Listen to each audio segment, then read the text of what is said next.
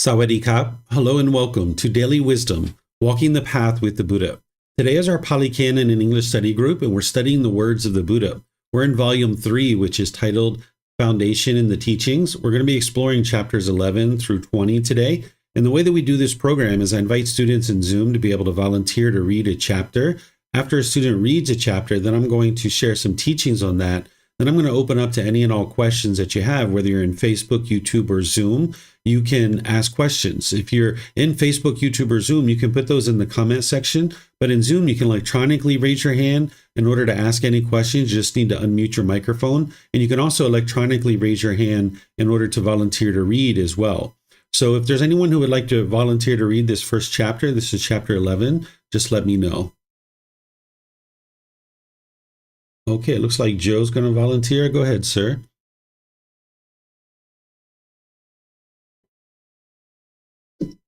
Chapter 11, the sources of depletion and accumulation of the wealth.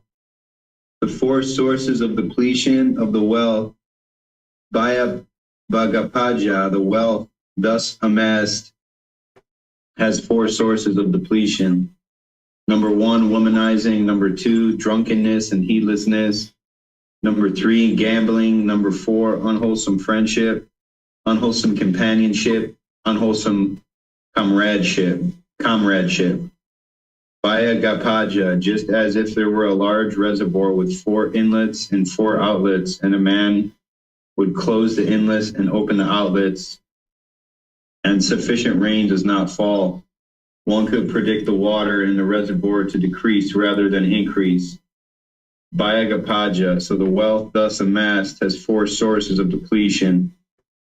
Number one, womanizing. Number two, drunkenness, heedlessness. Number three, gambling. Number four, unwholesome friendship, unwholesome companionship, and unwholesome comradeship. The four sources of accumulation of the wealth. Bhagapaja, the wealth thus amassed has four sources of accumulation. Number one avoids womanizing. Number two, one avoids drunkenness and heedlessness. Number three, one avoids gambling. Number four, one cultivates wholesome friendships, wholesome companionships, and wholesome comradeship. Bhagapaja, just as if there were a large reservoir with four inlets and four outlets, and a man would open the inlets and close the outlets, and sufficient rain falls, one could predict the water in the reservoir to increase rather than decrease. Bhagapaja, so the wealth thus amassed has four sources of accumulation. Number one avoids womanizing. Number two, one avoids drunkenness and heedlessness. Number three, one avoids gambling. Number four, one cultivates wholesome friendship, wholesome companionship, wholesome comradeship. These are the four things that lead to the welfare and peacefulness of a householder in this very life. All right. Thank you, sir. So keep in mind that what the Buddha does is he's helping you to see this natural law of karma, of cause and effect. He's helping you to be able to see what are the wise and unwise decisions that lead to either wholesome results, wholesome karma, or unwholesome results, unwholesome karma. So here he's talking about how you could make decisions that would deplete your wealth, or how you can make decisions to accumulate wealth. Because there's no problem in being wealthy. You can actually be enlightened and wealthy. Sometimes people think that somehow you need to, kind of live out in a cave and, not take a bath and, let your hair grow and get all knotted up and tangled. And that's what it means to get to enlightenment. That's not true. There's some people who might choose to do that, but that's not what you need to do. You can actually live a household life and actually make your way towards enlightenment. And as part of living in a household life, you're going to need to acquire resources to be able to sustain your life. And you might even, as you're progressing on this path, you might end up accumulating more and more wealth because you're making wiser and wiser decisions. And that's what the Buddha is helping you to be able to see here, of what it is that's going to lead to the depletion of your wealth or the accumulation of your wealth. And for anybody who's actually experience any of these things, either for yourself or other people, then you know that what the Buddha is teaching you here is true. Because remember, these aren't rules, they aren't commandments. He's helping you to be able to see this cause and effect, or action and result. And you need to investigate, examine the teachings. You need to be able to learn them. Then you need to reflect on it based on your own experiences and the experiences of the people around you and the things that you've seen in day-to-day life. And then you need to practice his teachings, integrating them into your day-to-day life. And that's where you'll actually experience the peacefulness, the joy. You'll experience more and more improvements in your life because you're making decisions now based in the natural law of karma. So here the Buddha is talking about womanizing because he's talking to men. But, what he's really referring to here is going around and having sex with lots of different people and just partying it up and, having sex. And this is going to deplete your wealth if you did this, or if you've ever done this, or if you've known somebody that has done this, you know that this is true. Same thing with taking substances that cause heedlessness. Here he's talking about drunkenness. But if you have ever indulged in substances, or you know people that have, you can see that it depletes your wealth. Same thing with gambling. Gambling is going to do the same thing because the mind just wants more and more and more and more. And then the same thing with having unwholesome friends. Because if you have people that are into unwholesome things around you, they're going to have all kinds of difficulties. They're going to be coming to you asking to borrow money, and they may or may not pay it back to you. They're going to be getting in trouble with the legal system. Maybe you're getting calls in the middle of the night in order to bail people out, and now you're using your money for that. So you're going to experience a depletion of wealth with these four things if you choose to make decisions in this way. And just like the Buddha typically does, he uses a story here that people would have understood in order to help them understand what it is that he's teaching. So people would have been familiar with farming during his lifetime, 2,500 years ago, and they would irrigate their crops and things like this by using reservoirs. So there would be 4 inlets or 4 outlets. He's saying, okay, if you closed your inlets of this reservoir and opened up all your outlets, and there wasn't enough sufficient rainfall, then the reservoir is going to decrease rather than increase. And the same thing is true about your wealth if you end up choosing to do these types of things. And then he teaches the other side of this too, is that if you avoid womanizing, drunkenness, gambling, and you cultivate wholesome relationships, the analogy that he's using here is that you open 4 inlets and you close the outlets. And then there's this sufficient rainfall. So you're getting nice rainfall, right? So now the water is going to increase in the reservoir rather than decrease. So this is something for you to keep in mind, that if you're doing any of these types of things, you would like to eliminate them, where you're cultivating wholesome relationships with the people around you. You're eliminating gambling, eliminating any kind of substances, and also eliminating womanizing, because this is going to help you to build your wealth. Because there's no harm in being wealthy. An individual who's enlightened and wealthy, they would have acquired that wealth in a wholesome and morally responsible way, in an ethical way, where they're not causing harm to others. And they wouldn't be tied to that wealth. They wouldn't be holding on to it. They would be joyful in giving and sharing with others, and they would be practicing generosity to a certain extent. So there's no harm in being wealthy. It's just when your mind craves it and clings to it, that's where the problems are going to come in for your mind. So let me know what questions you guys have here on this first chapter. You can put that into Facebook, YouTube, or Zoom, or you can raise your hand in Zoom and ask any questions that you like. Okay, I'm not seeing any questions anywhere. So let's move to the next chapter. Is there someone who would like to read chapter 12? Okay, looks like Samantha. Let's go ahead with Samantha. Oops, she disappeared on me. There you are down here. Okay, go ahead, ma'am. Or was that a question? Thank you. No, I'm ready to read. Thank you. Okay. 6 ways of wasting one's substance. Householder son, and which are the 6 ways of wasting one's substance that the noble disciple does not follow? 1. Addiction to strong drink and sloth-producing drugs is one way of wasting one's substance. Haunting the streets at unfitting times is one. Attending fairs is one. Being addicted to gambling is one. Keeping unwholesome company is one. Habitual idleness is one. Householder son, there are these 6 dangers attached to addiction to strong drink and sloth-producing drugs. Present waste of money. increased arguments, liability of sickness, loss of good name, indecent exposure of one's person, weakening of the intellect or wisdom.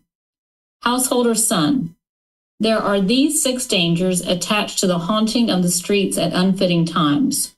One is defenselessness and without protection, and so are one's life partner and children, and so is one's property.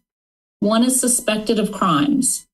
False reports are pinned on one, and one encounters all sorts of unpleasantness. Householder son, there are these 6 dangers attached to frequenting fairs. One is always thinking, where is their dancing? Where is their singing? Where are they playing music? Where are they reciting? Where is their hand clapping? Where are the drums? Householder son, there are these 6 dangers attached to gambling. The winner makes enemies. The loser regrets his loss. One wastes one's present wealth. One's word is not trusted in the community. One is despised by one's friends and companions. One is not in demand for marriage because a gambler cannot afford to maintain a life partner. Householder son, there are these 6 dangers attached to keeping unwholesome company. Any gambler, any glutton, any drunkard, any cheat, any trickster, any bully is his friend, his companion. There are these 6 dangers attached to idleness. Thinking it's too cold, one does not work. Thinking it's too hot, one does not work. Thinking it's too early, one does not work. Thinking it's too late, one does not work. Thinking I'm hungry, one does not work. Thinking I'm full, one does not work. All right. Thank you, ma'am. So here, this is the 6 ways of wasting one's substance. We kind of talked about wasting substance in a previous class, but just as a refresher, what the Buddha is referring to as one's substance is your vitality, your vigor. For those of you guys that are Austin Powers fans, Austin Powers might have called this mojo, right? So if you were doing any of these 6 things, it's wasting your vitality, your vigor, your ability to produce success and forward progress in your life. And here, the 6 things that the Buddha describes are addiction to substances, haunting the streets at unfitting times. I always appreciate that wording. I think that's really interesting wording. Attending fairs, being addicted to gambling is one, keeping unwholesome company is one, and habitual idleness. These are 6 things that are going to take away your ability to move your life forward and experience lots of success. And we can go through each of these if you guys like, but if you've read before class, then you've seen these. This is once again the Buddha showing cause and effect. This is a very rare type of discourse where he goes into a lot of detail of exactly what is actually going to be the result of doing a particular action and what is the result that you're going to experience because of it. So here with addiction to substances that cause heedlessness, there's going to be a waste of money, right? He was talking about that in the previous discourse as well, where you're going to be spending money on the particular substance itself. But then also, once your mind is drunk or high or intoxicated, you're going to be wasting your money while your mind is heedless as well, because you're usually more frivolous with your money. There's going to be increased arguments because of the condition of your mind. You're going to be arguing with people, producing all kinds of unwholesome karma. There's going to be potential sickness because the body is not as healthy when you're taking in those types of substances. You're losing your reputation or loss of good name. And then indecent exposure is possible, where you get so out of your mind with taking substances that you might actually take off your clothes and run around the world, and people are going to see that, and it's going to affect you in unwholesome ways. You're going to experience unwholesome karma. And then weakening of your wisdom or your intellect, that you're unable to make wise decisions because the mind is heedless. So there's others here as well that the Buddha is teaching. I think they're very self-explanatory. The Buddha, as you guys have seen, he speaks very clear, very concise, very precise. You don't have to interpret his words or really figure out too much about what he's saying, because it's very clear. And they did an excellent job of documenting his teachings after he died. So each one of these has certain results that the Buddha is talking about. I'll talk about this one and maybe another one or so, and you guys are welcome to ask any questions that you like. This one where he's talking about frequenting fairs, this was the entertainment that was going on during the lifetime of the Buddha. And if one was frequently indulging in entertainment, well, then your mind gets attached to it. You get obsessed with it. And the mind is always thinking, where's their dancing? Where's their singing? Where do we play music? Where are they reciting poetry and reciting words? And where's their people clapping hands and being entertained? And where are their drums? Right? This is the mind just wanting to indulge in entertainment and not applying effort and energy towards moving your life forward. So today we might think about this as, being indulgent in social media or watching YouTube video after YouTube video after YouTube video that doesn't have any beneficial result. That maybe if you're not applying effort and energy to take in wholesome content that's going to help you grow as an individual, we could think of that in this particular case, because there's no harm in being entertained. There's no harm in going to the movies. There's no harm in going to fairs or these different types of things, but it's when you indulge in it excessively and you allow your mind to start craving it, that now it's going to hinder you from being able to apply effort and energy towards growing your life and developing your life to move it forward. So there's multiple things that the Buddha is talking about here. I'll just talk about this last one and then open up to whatever questions you guys have. Also, a way that one could waste one's substance is if they're complacent with their work. The Buddha here is calling it idleness, where an individual thinks, oh, it's too cold, I can't work. And then it's like, oh, it's too hot, I can't work. It's too early or too late, or I'm too hungry, I'm too full. So there's never a time that is appropriate to so-called work and actually move your life forward. So the mind's always coming up with an excuse of why it's not the proper time to actually get some work done. So this is going to waste one's substance, just like all the rest of them. So let me know what questions you guys have here on any of the ones that I talked about or any of the ones that I didn't talk about, and I'll help you guys. Remember, you can put that into Facebook, YouTube, or Zoom, or you can raise your hand in Zoom and ask any questions that you like. Okay, I don't see any questions anywhere. So we'll move to the next one. Is there someone who would like to read chapter 13? Okay, looks like Pat. So let's go to Pat. Go ahead, sir. 5 chords of sensual pleasure. Monks, there are these 5 chords of sensual pleasure. What are the 5? 1. Forms recognizable by the eye that are wished for, desired, agreeable, and likable, connected with sensual desire, and provocative of craving. 2. Sounds recognizable by the ear that are wished for, desired, agreeable, and likable, connected with sensual desire, and provocative of craving. 3. Odors recognizable by the nose that are wished for, desired, agreeable, and likable, connected with sensual desire, and provocative of craving. 4. Flavors recognizable by the tongue that are wished for, desired, agreeable, and likable, connected with sensual desire, and provocative of craving. 5. Physical objects recognizable by the body that are wished for, desired, agreeable, and likable, connected with sensual desire, and provocative of craving. These are the 5 chords of sensual pleasure.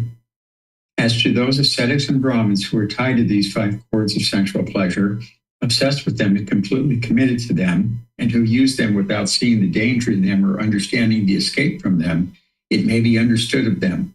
They have met with calamity, met with disaster. The evil one may do with them as he likes. Suppose a forest deer who was bound lay down on a heap of traps. It might be understood of him he has met with calamity, met with disaster. The hunter can do with him as he likes. When the hunter comes, he cannot go where he wants. As to those ascetics and Brahmins who are not tied to these 5 chords of sensual pleasure, who are not obsessed with them or completely committed to them, and who use them seeing the danger in them and understanding the escape from them, it may be understood of them they have not met with calamity, not met with disaster. The evil one cannot do with them as he likes. Suppose a forest deer who was unbound lay down on a heap of traps. It might be understood of him he has not met with calamity, not met with disaster.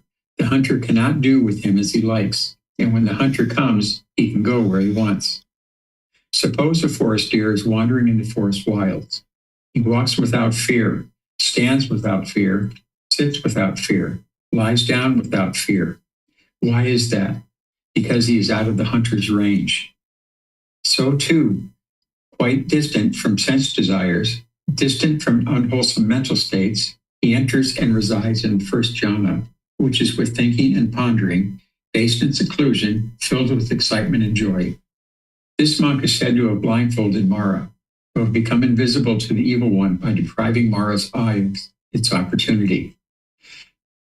This follows with the second jhana, the third jhana, the fourth jhana. The space is infinite. The consciousness is infinite. The base of nothingness. The base of neither perception nor non-perception. The discourses are identical except for the reference to each attainment. Again, by completely surmounting the base of neither perception nor non-perception, a monk enters upon or resides in the elimination of perception and feeling, and his taints are destroyed by his seeing his wisdom. The monk is said to have blindfolded Mara, to have become invisible to the evil one by depriving Mara's eye of its opportunity, and to have crossed beyond attachment to the world. He walks without fear, stands without fear, sits without fear, lies down without fear. Why is that? Because he is out of the evil one's range. Thank you. All right. Thank you, sir. So here, this is a discourse where the Buddha is really going into detail about what this being is actually experiencing, because nobody really gives us an instruction manual about this being, who we are. Just about everything in the world has an instruction manual. I bet this pitcher of water probably came with an instruction manual of how to use it, right? But nobody has given us an instruction manual about this being, who we are. And that's essentially what the Buddha is doing throughout all of his teachings. He's giving you an instruction manual to understand how this being operates. In the unenlightened state, there's going to be these chords of central pleasure, where the mind is longing, yearning through the sense spaces. And by you understanding this, it'll actually help you to understand why your mind is experiencing discontent feelings, so that then you can actually fix it. Because in the foundational classes, we talk about the Four Noble Truths, and we talk about how craving, desire, attachment is producing discontent feelings, but then it goes deeper. What really is happening is inside the mind, there's a pollution or a fetter of sensual desire. This is where the mind is longing, yearning through the eyes, ears, nose, the tongue, the body, and the mind itself for permanently agreeable contact. When there's contact through these senses, the mind experiences agreeable contact. It gets pleasant feelings like happiness, excitement, elation, thrill, exhilaration, euphoria. But when the mind experiences contact through these sense bases that it considers to be disagreeable, that's where it experiences painful feelings like anger, sadness, frustration, and others. And then there's the neither painful nor pleasant feelings as well.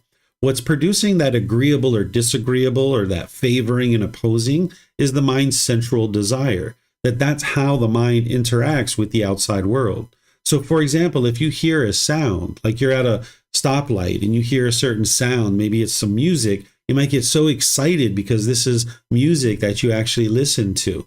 And your mind experiences conditional pleasant feelings because it's agreeable sounds that are coming through the ear.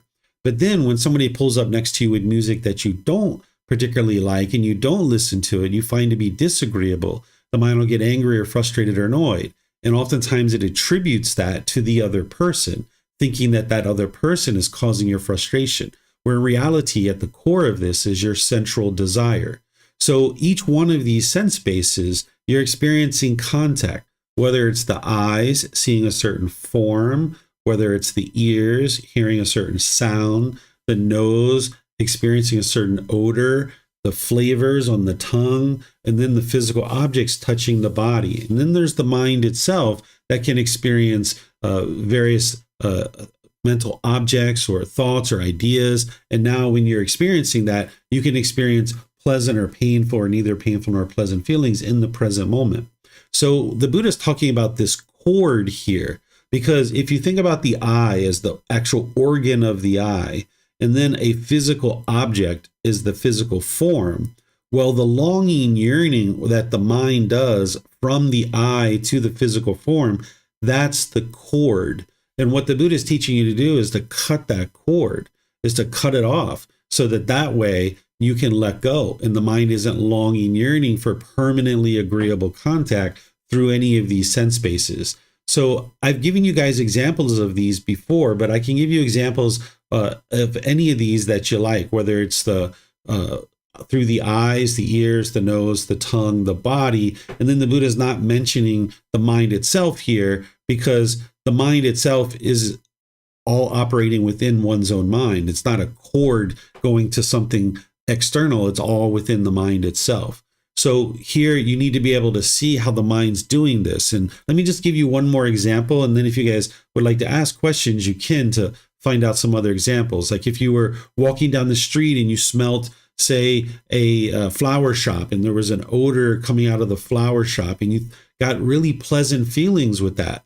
Now that's because you see that odor as an agreeable odor coming through the nose. But if you walked a few more steps and you smelt the sewer, you might be repulsed by this, and you're like, oh, that's horrible. And you're starting to complain and be upset or angry or frustrated, where this is just an impermanent situation. All you need to do is just keep walking, right? You don't need to complain. That's not going to help anything. This is just impermanence. So the mind in the unenlightened state will have these cords where it's longing, yearning.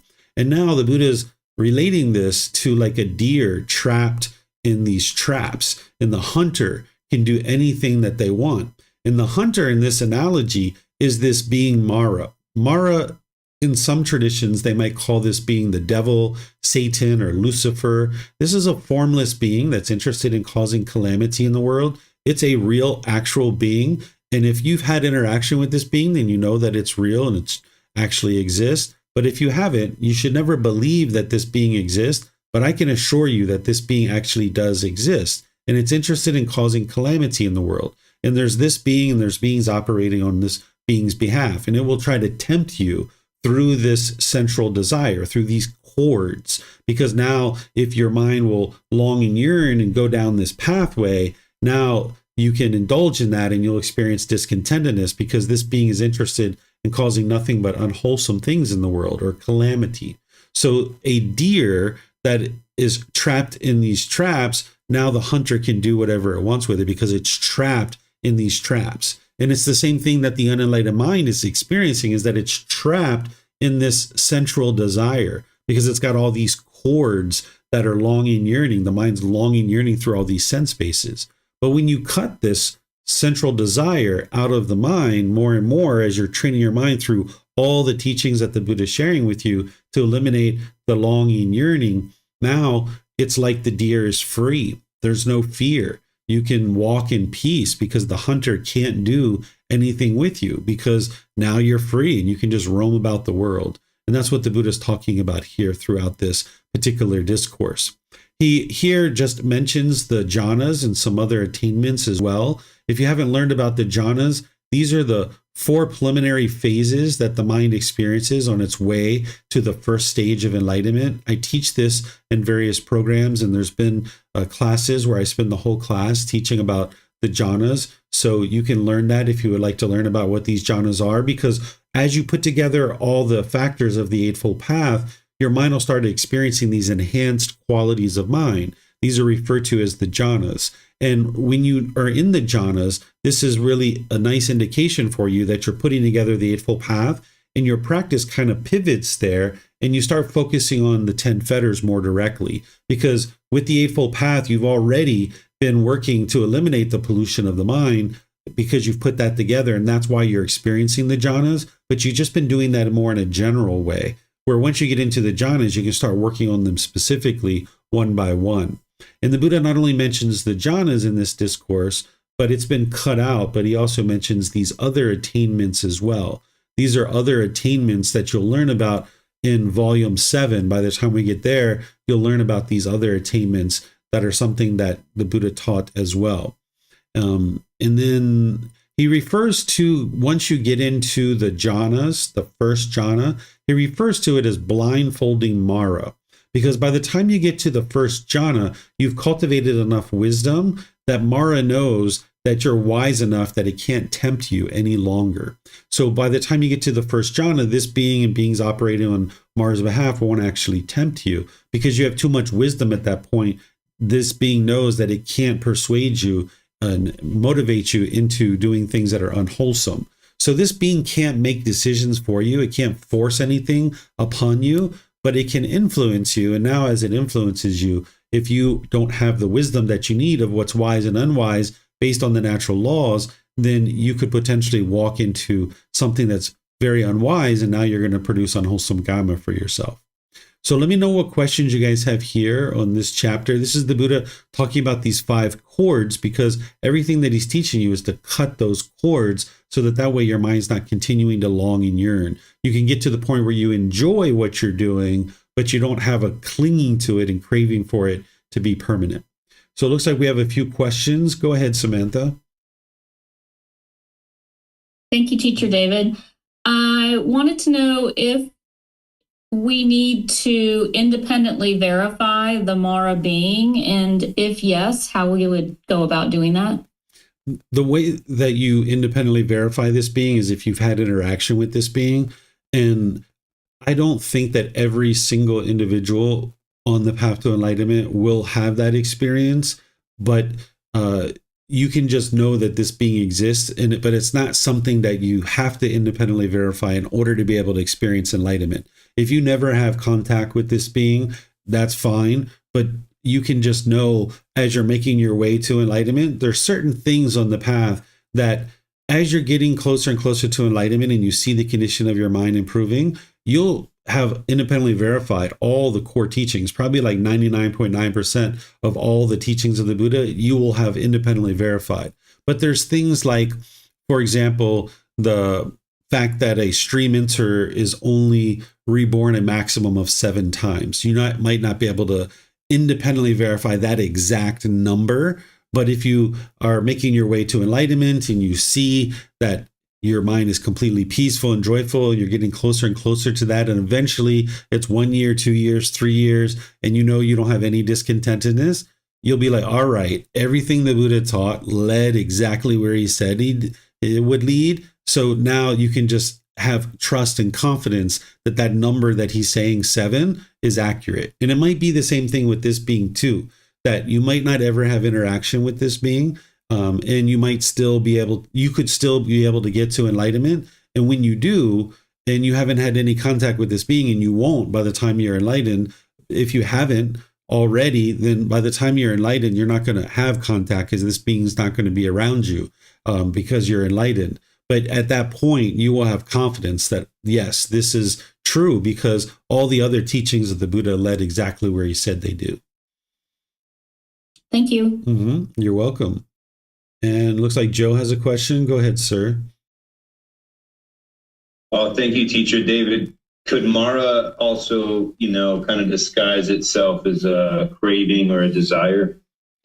No, Mara is an actual physical being, or not a physical being, a formless being that can essentially put thoughts into your mind in order to try to persuade you in one direction or another. It's almost like a friend whispering in your ear, but this being isn't your friend, and it's essentially inserting thoughts into the mind. This being can also have other formless beings like hell beings and afflicted spirits around you. And there can even be some animals and human beings that are operating based on influence from this particular being. So now that when those animals or human beings are around you, now you're influenced by them. So this being has a lot of power, and it can actually influence you directly itself or through other beings like this. Okay, thank you very much. Yeah, you're welcome. And by the way, this isn't a being that you need to fear or you need to worry about or anything like that, or have stress or anxiety about. It's just to be aware that there's this being and beings operating on its behalf that you need to just be aware of, that there's going to be beings that are trying to tempt you like that. And it's important that you come back to your own wisdom and make sure that you're making wise decisions in all situations. And what'll keep you clear of this particular being. Okay, so let me go to the next chapter because I don't see any questions anywhere else.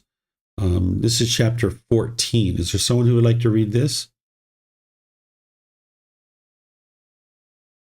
Okay, Vibhav, go ahead, sir. And then it looks like Kristen after that.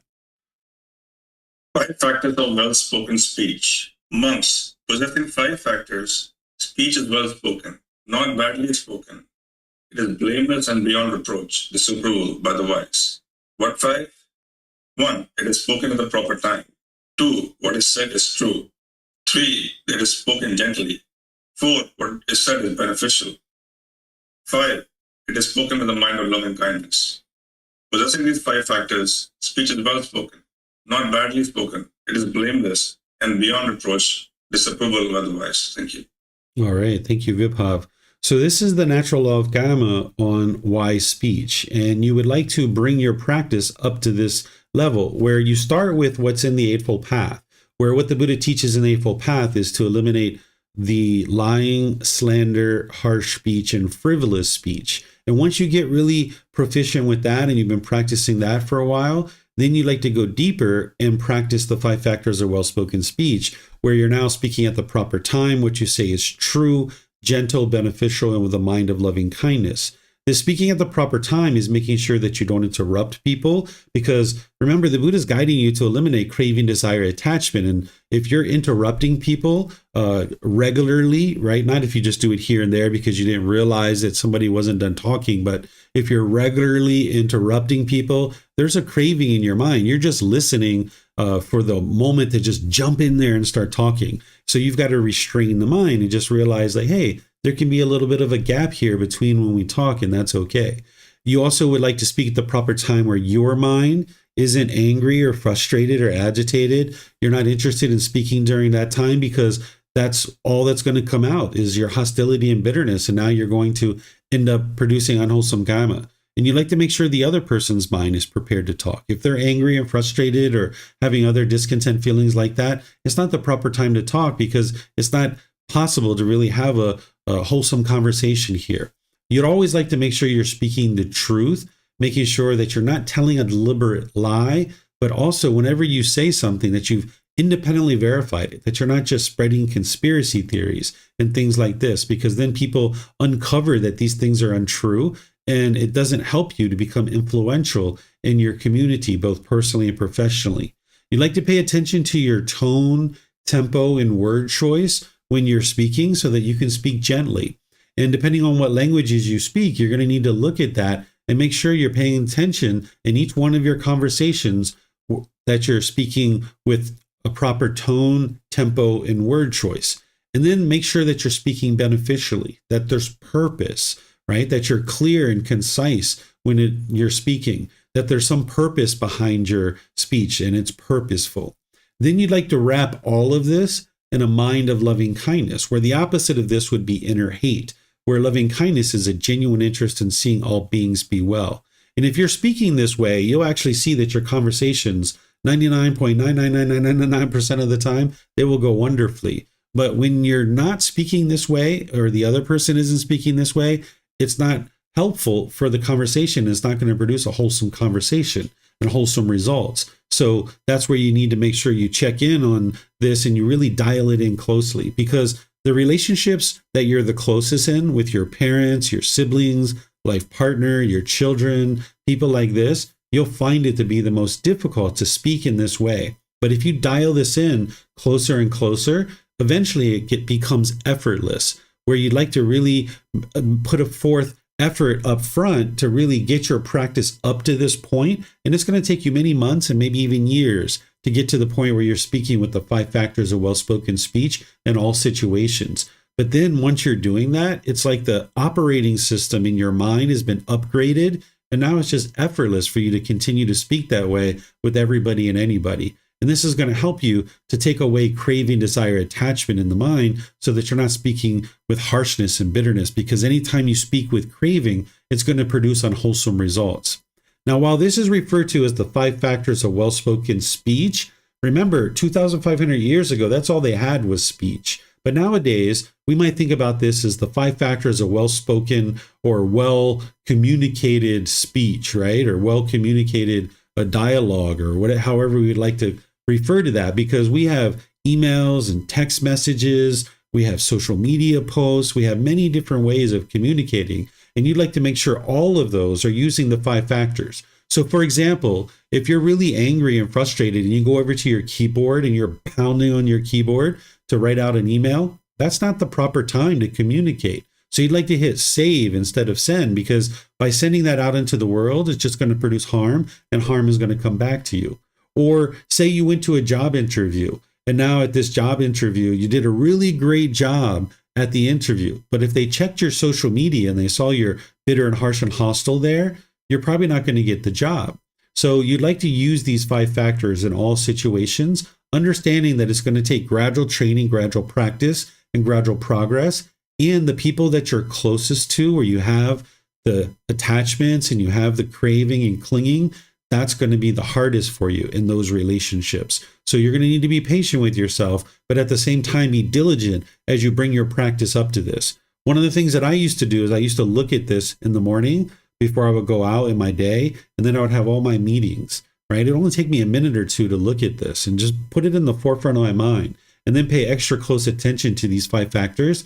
And then at lunchtime, I would actually review them to make sure that I was practicing them. In some cases, I wasn't. And I'd be like, oh, wow, I kept interrupting that guy. I should do this better, right? And then in the afternoon, I had it more fresh in my mind again. And then I would kind of double down on practicing these. And in the evening, I might look at them again as well. So that's how you bring this up into the forefront of your mind. And nowadays, with these mobile phones and all these electric devices, you could easily store this on your electronic device and just look at it when you're on the train or the bus, or when you're waiting at a government office or something like this. You could easily be refreshing your memory with this before you go into any kind of important meetings or anything like this. So that way you can ensure that you're practicing this in all situations. So let me know what questions you guys have here on this particular chapter. If you've read this chapter, you saw that I put a lot of details here that helps you explain and understand each one of these particular factors that the Buddha is talking about. But let me know what questions you guys have, if any. You can put that into Facebook, YouTube, or Zoom, or you can raise your hand in Zoom and ask any questions that you like. All right, I don't see any questions. So we'll go to the next chapter. And Kristen was interested in reading. If you'd like to read this next one, you're more than welcome to.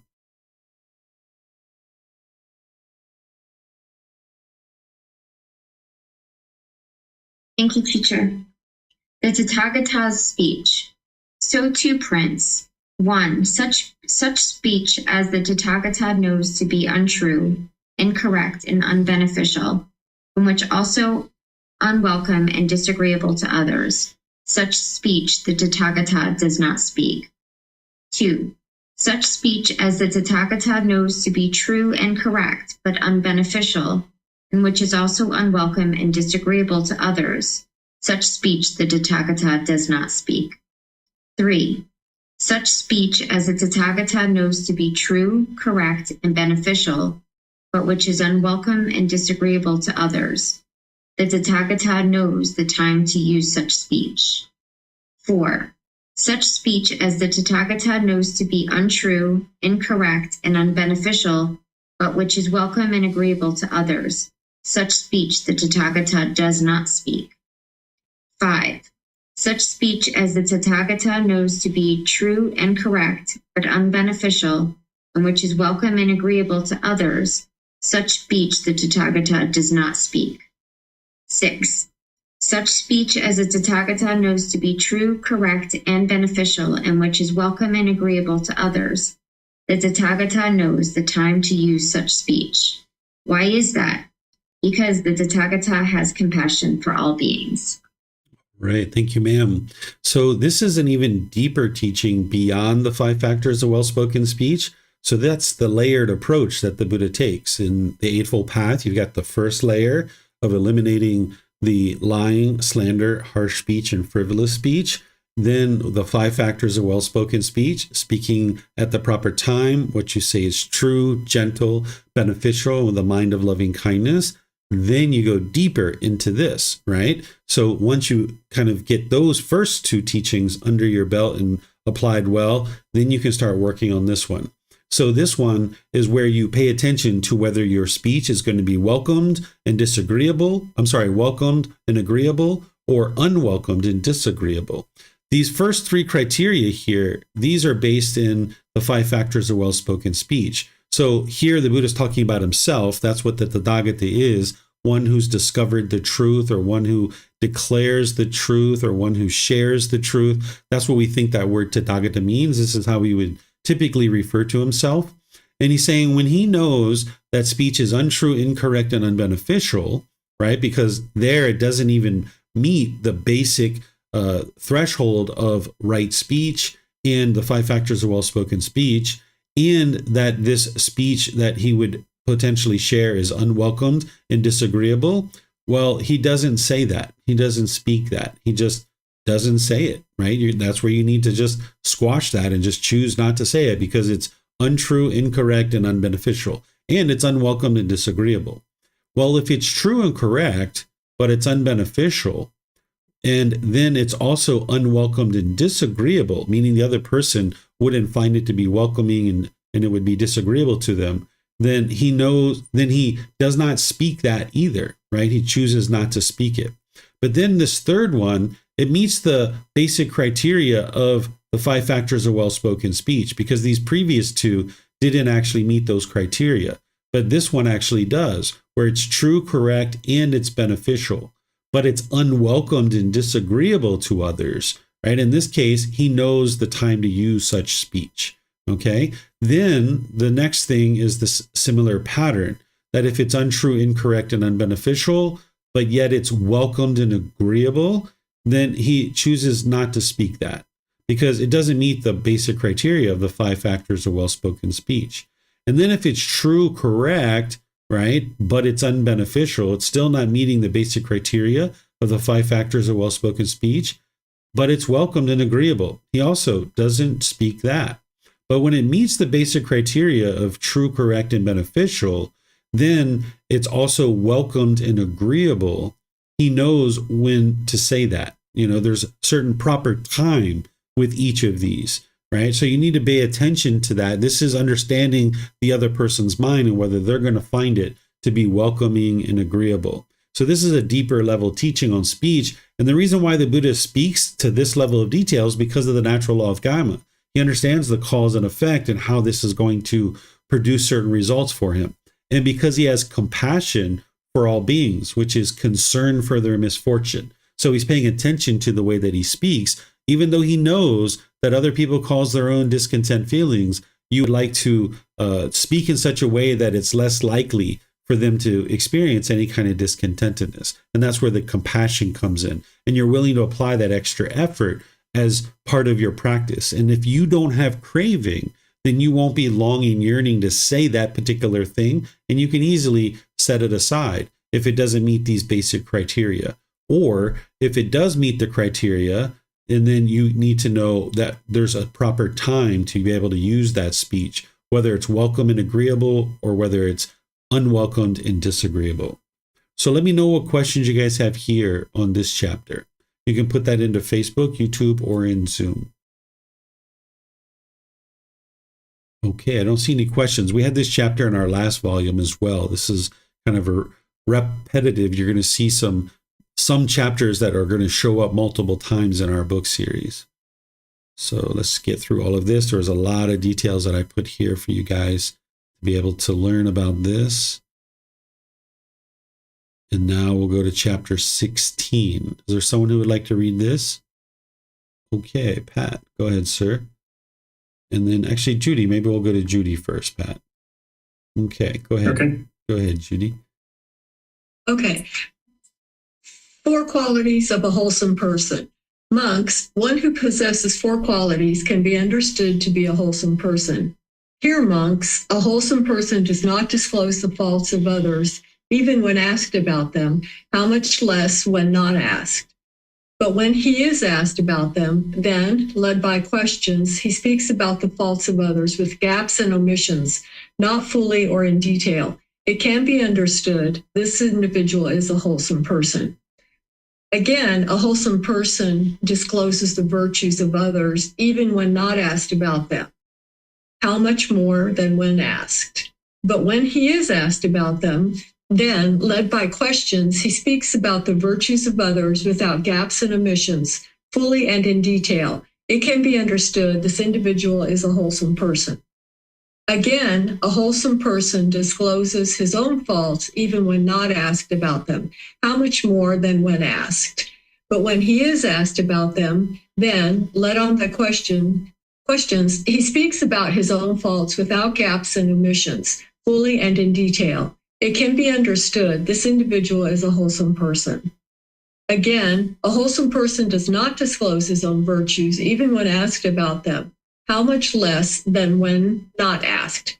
But when he is asked about them, then, led on by questions, he speaks about his own virtues with gaps and omissions, not fully or in detail. It can be understood this individual is a wholesome person.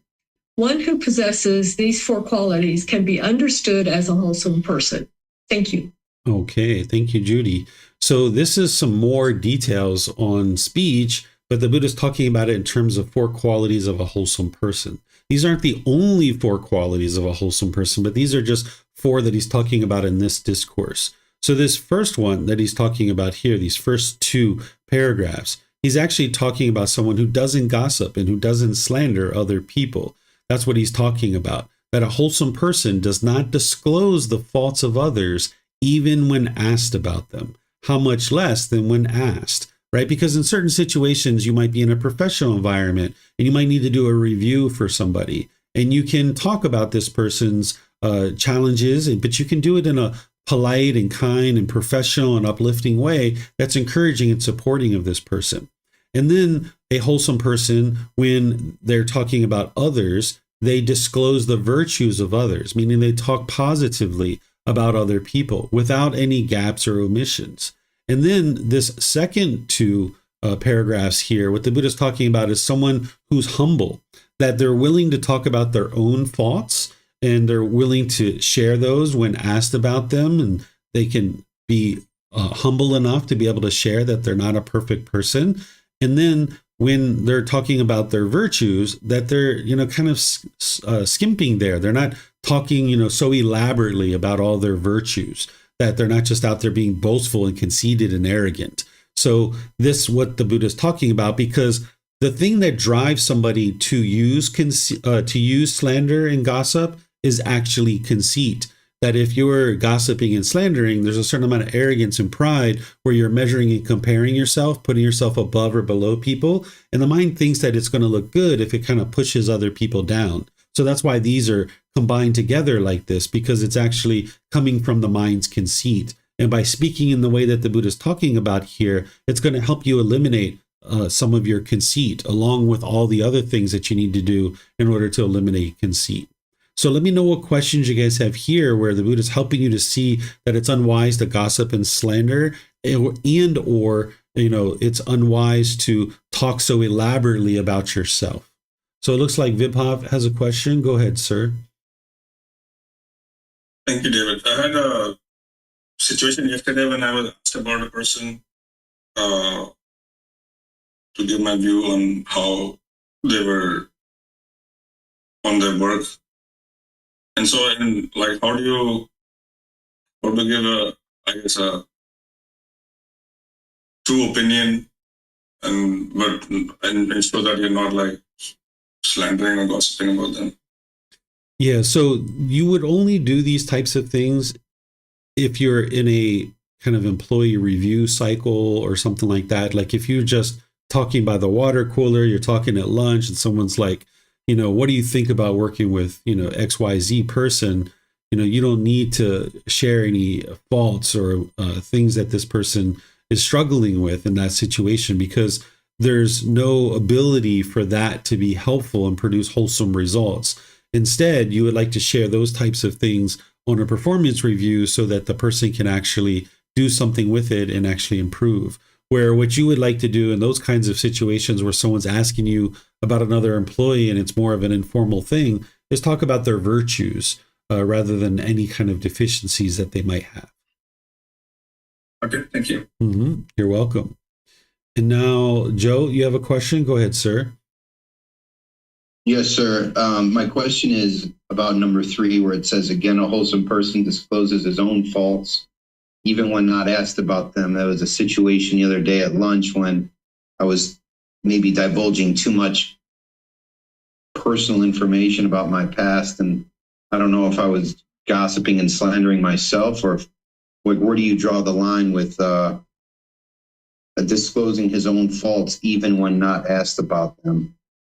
Yeah, those are things from the past, right? Like that's what I was talking to you about bringing things from the past into the present moment.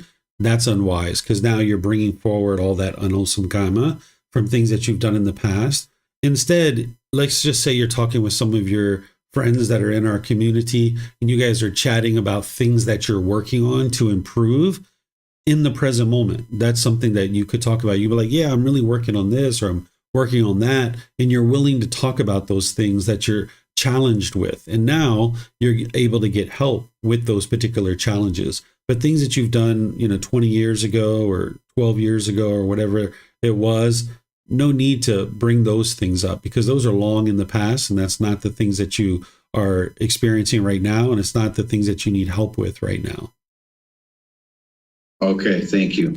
And just to add to that, Joe, the way that I described it is where you're looking to share what's going on so that you're able to experience getting beneficial help rather than just slandering yourself and just talking about your unwholesome things just for the sake of talking about them. But instead, there should be the intention behind it that you're looking to get help and improve rather than just talk about what you've done that is unwise.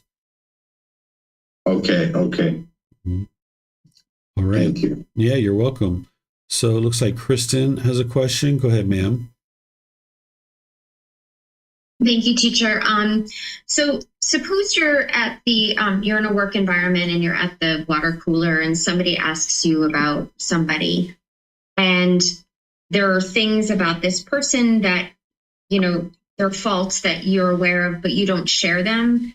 Are you then only to speak about their virtues in that moment, or would that be the wise thing to do, or just don't say anything at all? Like, should I just focus on their virtues, avoid talking about their mistakes or their faults?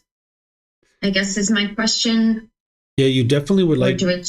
You would definitely not like to talk about their areas of challenges because that's not something that person needs to know, and it's not beneficial to the person who's actually having the challenges. So you're definitely not interested in talking about that. Whether you talk about the person's virtues or not, that's a choice for you to make, or whether you just choose to not talk about it at all, you can choose that too. Like I have sometimes people come to me and they will say, hey, what do you think about XYZ Buddhist teacher? And then I usually just say, that's not something that I discuss with people. I'll just, if it's somebody that I'm not interested in talking about, either I don't know them or I know them and I know that there's things that, that this person's kind of digging for. Maybe this person has been in the news about, sexual misconduct with their students or something like that. And they're like, hey, what do you think about this? And I'll just say, oh, that's not something that I'm interested in talking about. So you can make a choice there, whether you like to talk about the person's virtues or not, because it's not black and white here that you should always talk about their virtues or you should always just be quiet, because each situation is going to be different based on the variables. But the thing that's consistent is you're not interested in talking about their difficulties and struggles and challenges because it's not appropriate in that situation. It's only going to produce unwholesome karma because you're now gossiping and slandering. Okay, thank you. Yeah, you're welcome.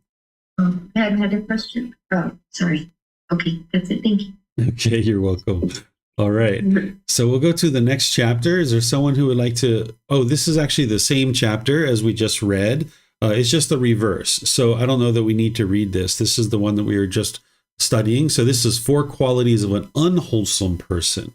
So this is just the reverse, where this unwholesome person is going to disclose the faults of others, even when not asked about them. How much more than when asked? So forth and so on. So I don't know that we need to read this, but do you guys have any questions on this? Anybody would like to ask anything? It's just the reverse of what we just studied.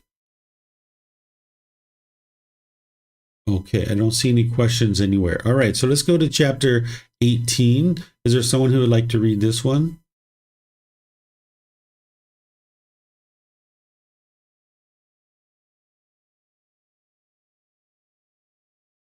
Okay, it looks like Samantha. I think we missed Pat. Pat was going to volunteer too, but go ahead, Samantha. We'll get Pat on the next one. Okay. Do not go by oral tradition. Come, Calamas, do not go only by oral tradition, by lineage of teaching, by hearsay, by a collection of scriptures, by logical reasoning, by presumed reasoning, by reasoned deep thinking, by the acceptance of a view after pondering it, by the seeming competence of a speaker, or because you think, this person is our teacher.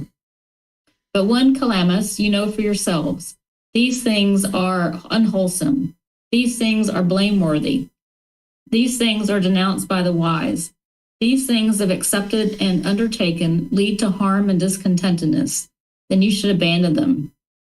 What do you think, Calamus? When craving or greed arises in a person, is it for his welfare or his harm? For his harm, venerable sir. Calamus, a craving, greedy person, overcome by craving and greed, with mind obsessed by it, destroys life, takes what is not given, transgresses with another's wife, and speaks falsehood, and he encourages others to do likewise. Will that lead to his harm and discontentedness for a long time? Yes, venerable sir. What do you think, Calamus? When anger and hatred arises in a person, is it for his welfare or his harm? For his harm, venerable sir. Calamus, a person who is full of anger and hate, overcome by anger and hatred, with mind obsessed by it, destroys life, takes what is not given, transgresses with another's wife, and speaks falsehood, and he encourages others to do likewise. Will that lead to his harm and discontentedness for a long time? Yes, venerable sir. What do you think, Calamus? When ignorance and delusion arises in a person, is it for his welfare or his harm? For his harm, venerable sir.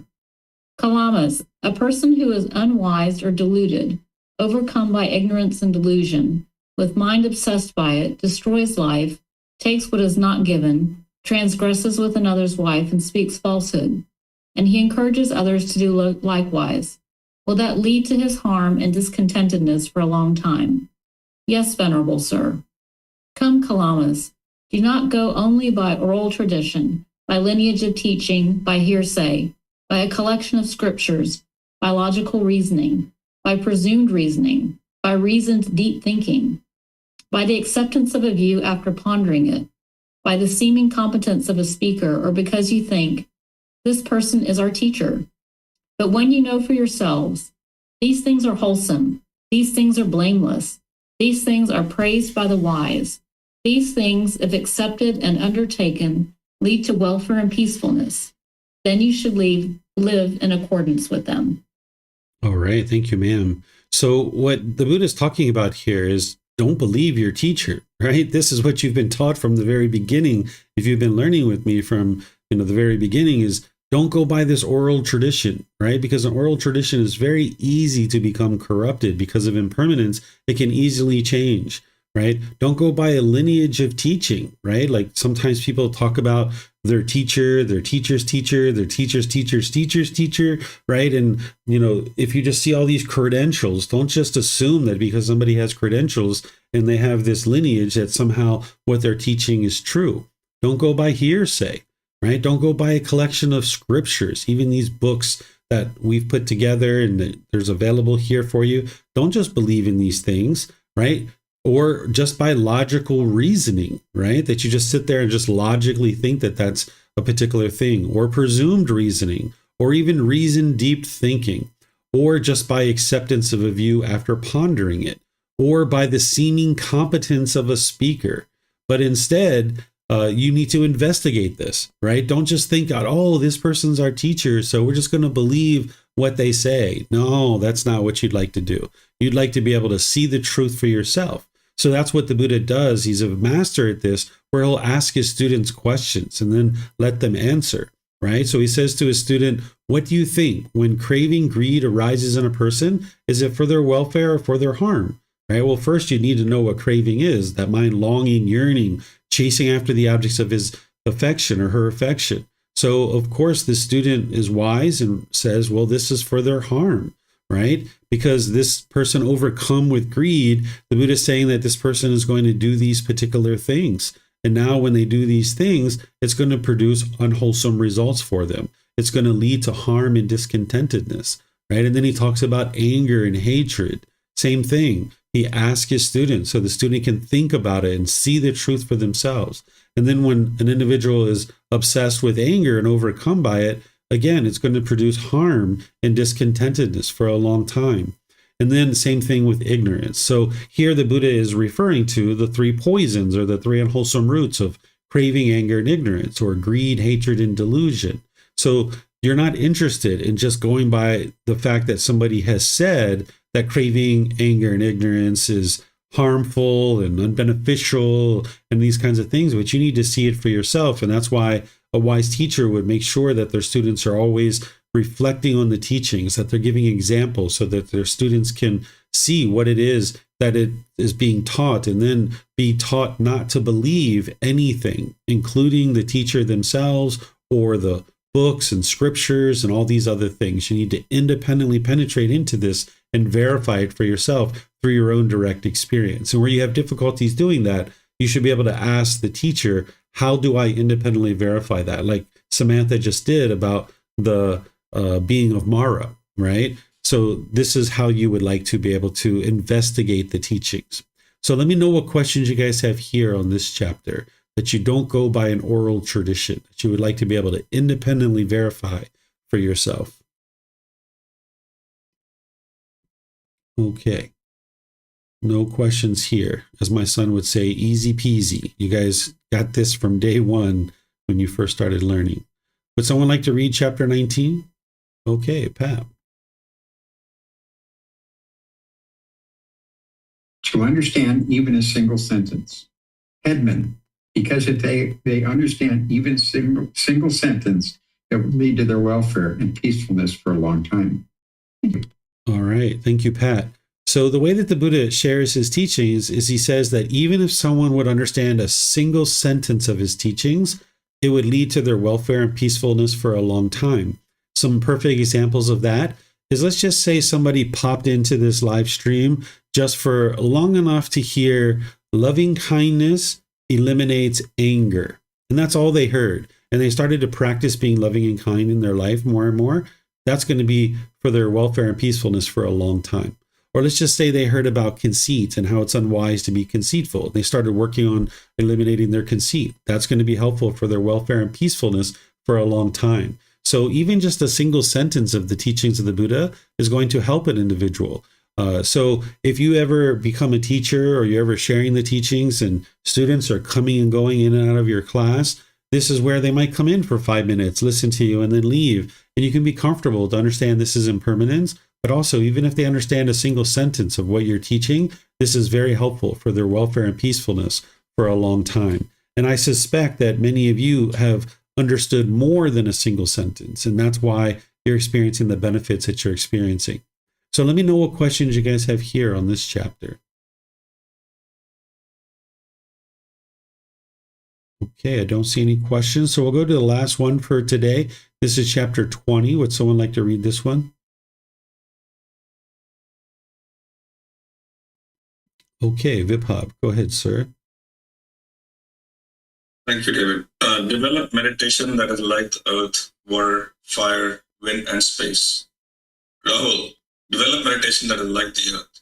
For when you develop meditation that is like the earth, arisen agreeable and disagreeable contacts will not invade the mind and remain. Just as people throw clean things and dirty things, excrement, urine, saliva, pus, and blood on the earth, and the earth is not horrified, humiliated, and disgusted because of that. So too, Rahul, develop meditation that is like the earth. For when you develop meditation that is like the earth, arisen agreeable and disagreeable contacts will not invade the mind and remain. Rahul, develop meditation that is like water. For when you develop meditation that is like water, arisen agreeable and disagreeable contacts will not invade the mind and remain. Just as people wash and clean things and dirty things, excrement, urine, saliva, pus, and blood and water, and the water is not horrified, humiliated, and disgusted because of that. So too, Rahul, develop meditation that is like water. For when you develop a meditation that is like water, arisen agreeable and disagreeable contacts will not invade the mind and remain. Rahul, develop meditation that is like fire. For when you develop meditation that is like fire, arisen agreeable and disagreeable contacts will not invade the mind and remain. Just as people burn clean things and dirty things, excrement, urine, saliva, pus, and blood in fire, and the fire is not horrified, humiliated, and disgusted because of that. So too, Rahul, develop meditation that is like fire. For when you develop meditation that is like fire, arisen agreeable and disagreeable contacts will not invade the mind and remain. Rahul, develop meditation that is like wind. For when you develop meditation that is like wind, arisen agreeable and disagreeable contacts will not invade the mind and remain. Just as the wind blows on clean things and dirty things, on excrement, urine, saliva, pus, and blood, and the wind is not horrified, humiliated, and disgusted because of that. So too, Rahul, develop meditation that is like wind. When you develop meditation that is like wind, arisen agreeable and disagreeable contacts will not invade the mind and remain. Rahul, develop meditation that is like space. For when you develop meditation that is like space, arisen agreeable and disagreeable contacts will not invade the mind and remain. Just as space is not established anywhere, so too, Rahul, develop meditation that is like space. For when you develop meditation that is like space, arisen agreeable and disagreeable contacts will not invade the mind and remain. All right. Thank you, Vibhav. So these are referred to as the 4 elements, or some people refer to them as 5 elements, that when the Buddha talks about the body, he talks about them through these 4 elements of earth, water, fire, and wind, because this is how they describe the body. Where today we might use things like cells and molecules and atoms and things like this, that during his lifetime they didn't have that level of understanding, so they used this 4 element theory. And it's still around in traditional medicine today. If you study traditional medicine of different cultures, you'll find that this particular system is still around because it actually works. So the earth element is referring to, in the body, referring to the solids of the body, like hair, teeth, bones, fingers, and toenails, and things like this. The water is referring to the liquids of the body, things like tears, saliva, pus, urine, blood, and things of that nature. The fire element is referring to the temperature of the body and is typically associated with digestion. And then you've got the wind element, which is referring to the movement in the body. So like the movement of food and feces through the intestines, or the movement of blood through the veins. This is the wind element. And then the space element is the lack of the other 4. So like inside your nasal cavity or inside your ear, where there's nothing there, it's just space. That is this particular thing. And some people refer to this as a 5th element. Some people don't refer to it that way because it's the lack of the other 4 that makes up the space. So there's like inside your abdominal cavity, you've got some space in there, right? It's not just all solid, right?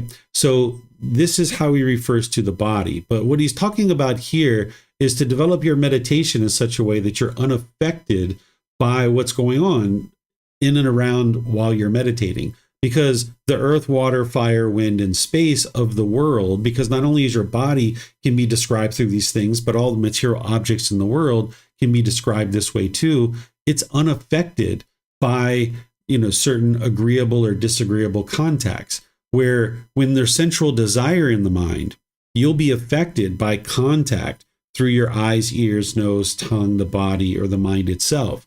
But you would like to develop your meditation where you just understand when you hear that baby crying next door in your neighbor's house, well, it's just a sound. It's impermanent. You don't need to break from your meditation. You can just continue to stay focused on the breath, or any number of other things. Now, of course, if there's literally a fire in your house and you need to get out, it's unsafe for you to be there, then of course you leave whatever area you're in that you're meditating in. But you would like to get to the point where you're unaffected by all this impermanence that's going on around you in your meditation. Because if you can focus on the breath and be unaffected by all the impermanence going on around you in meditation, then you carry that with you in your day-to-day life. That now when there's all this impermanence happening around you in your day-to-day life, your mind's unaffected by it. So by the time you get to enlightenment, you don't have this agreeable and disagreeable contact anymore.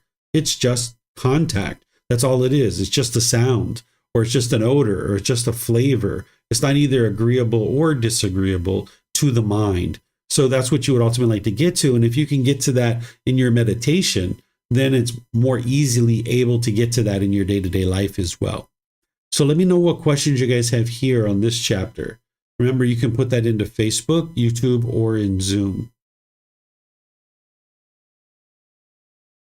Okay, I don't see any questions anywhere. All right. So I'll just end the way I typically do, which is thanking you guys. Thank you for reading. Thank you for participating in class.